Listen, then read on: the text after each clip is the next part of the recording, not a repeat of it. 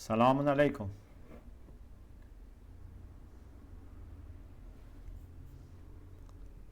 Salamun alaikum. Wa alaikum salam, Sheikh. Assalamu alaikum. Can you hear me? Yes. Assalamu alaikum, Sheikh. Assalamu alaikum. How are you? Thank you so much for Alhamdulillah. your lectures. They've been absolutely amazing as always, and we Alhamdulillah. so appreciate your dedication and your commitment. May Allah reward you immensely for this. Thank I you. have a question regarding what you said about the taqibat after Salah, that it compensates for the gaps in Salah that you have. To what extent does it do this? Because often, we struggle with sometimes maintaining concentration in Salah. It can become sometimes automated for us, and we want to, especially when we have so many distractions. And when you finish your Salat and you read the Taqibat, sometimes you have a sense of real shame that you weren't able to maintain that concentration, and you have a real sense of astaghfar. To what extent can that Taqibat really help to elevate the Salah? Because, they say that if you do your Salat and you haven't got concentration, then only that element of it is accepted, or maybe not all of it's accepted. If you could just elaborate on that, that would be helpful. Yes. So that part of Salat is accepted when we have presence of heart. But then Imam Zainul Abidin said, Nawafil compensates. So if we do daily Nawafil, it compensates. Taqibat is not at the level of Nawafil, but still it also helps. Okay? So for lack of presence of heart, the best thing is Nawafil. But Taqibat also helps. It's a sign of appreciation. It's a kind of supplement, a kind of follow-up for Salat. It helps. It raises the awareness of heart, but the best compensation is Nawafil, daily Nawafil. That we should have, of course, both, as much as possible. But if you want to just compare what we have in our hadith to specifically compensate for lack of presence of heart, is Nawafil. Thank you. That's really helpful. And I think if you have missed prayers, then you would be. Sometimes people would do the qada of that Of course. prayer, that salat instead of the nawafil. So does it replace the nawafil, or how? What's your advice on this? Nawafil are so important that even if you have qada of salat, still you can do nawafil. For fasting, if you have qada, you don't do mustahab fasting. You have to first do qada of wajib and do mustahab. But nawafil are so important that I should not miss my, for example, salatul layl, because I have qada prayer. Okay? Number one. Number two, nawafil also have qada. Although they are mustahab, but if you miss them, you should do qada for them. For example, maybe you missed salatul layl. You can do qada for salatul layl. It shows how important they are.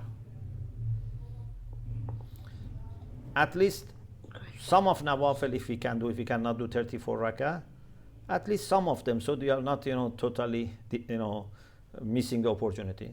At least maybe part of, for salatul fajr, salatul layl, wataira, some of them, especially, for example, salatul zuhr, it's very important. Thank you. That's really helpful. May Allah bless you.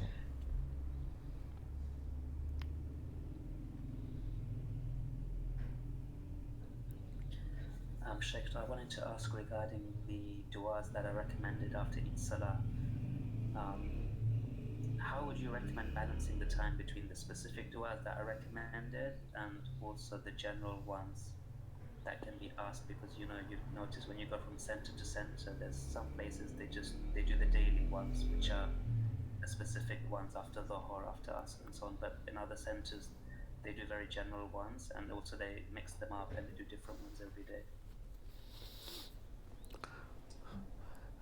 When we attend a community, of course, we follow their pattern, yeah? So we respect, for whatever reason they have chosen something, because it's mustahab. The best thing is uniformity and, to be together. But if you are planning for example, you are responsible for a community and you are planning, so you should allow time for people to do tasbih of Lady Fatima. But then it might be better if you do a specific ta'qibat for each prayer. For example, one of the ta'qibat for Salatul Fajr, specifically for one of the ta'qibat for Salatul Zuhr, one for Asr. It's better, but maybe for diversity, maybe to engage people, you can change it. If there is a manual that, for example, people know what to read, for example, on Monday, on Tuesday, Wednesday after Salat al-Zuhr, that's also possible. Sometimes just people volunteer, and whoever has a louder voice or, I don't know, is more confident, they take the initiative and do something. And sometimes they do good job, sometimes maybe no. So it's better if it is planned, but without making it too rigid, because also we want allow people to show their talents and also use some arts in this. So it's a kind of combination of having a structure and discipline, and at the same time not to be too fixed.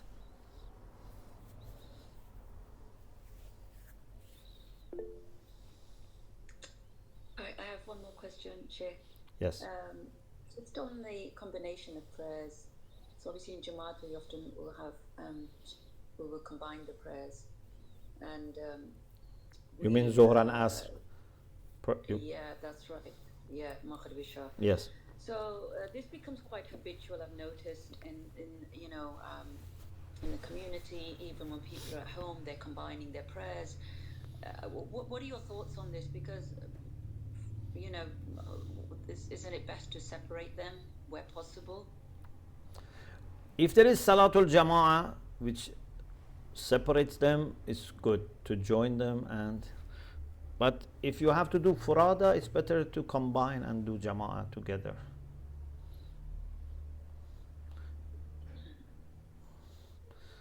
If our masajid were offering 5 times, that was good. But now that we do it 3 times, or even maybe not Salatul Fajr, only Zuhr, Asr, and Maghrib and Isha, then we shouldn't also make it even less attended by saying, okay, I say Salatul Zuhr and then go home. I do Asr myself.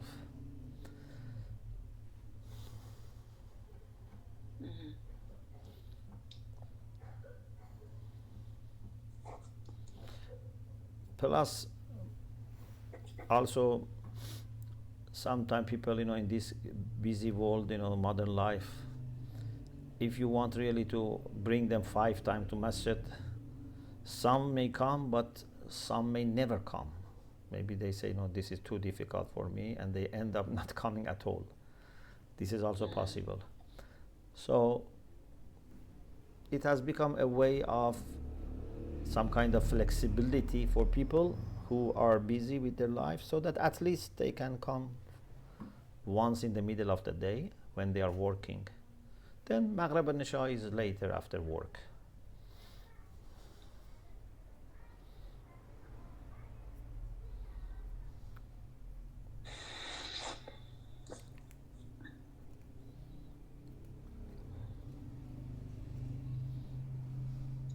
Just a final question from me, Sheikh, that if a community is holding Jama'at Salah, and if they're not doing it awal waqt for whatever reason, maybe people are at work, I think it's fine to do it a bit later, but is it correct that it shouldn't be extended very late? So, for example, let's say Maghrib was about 5 o'clock. Maybe it shouldn't be done at 8 o'clock, but something closer to the awal waqt time. Is that right? You know, those who run masajid, they have to be very careful about these things. So they should not delay unnecessarily. But community members or visitors also should respect the decision, unless you are sure they have no reason, you know. So when I go as a traveler, for example, to a mosque, or I am few days, somewhere, and I see this masjid that is close to me offers salat in this way, I can attend late Salatul Jama'at or do Furada quickly. I should respect. There must be a reason here, and anyway, Salatul Jama'at is better to be done even if it is later. But the management or fixed members of a community then can engage with the management to see why we need to postpone 3 hours. So it's possible that we postpone a little bit, but why? If they have good reason, of course, no problem. If they don't have good reason, then we shouldn't do this.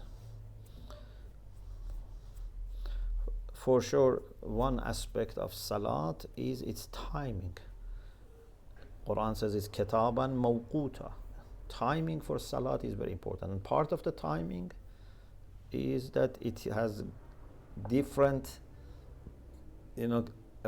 kind of value based on timing. The sooner, the better.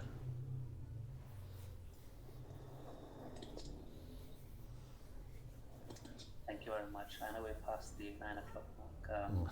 My pleasure. So I just want to see if anybody else had any question. But I don't think I'm seeing any other questions. So once again, we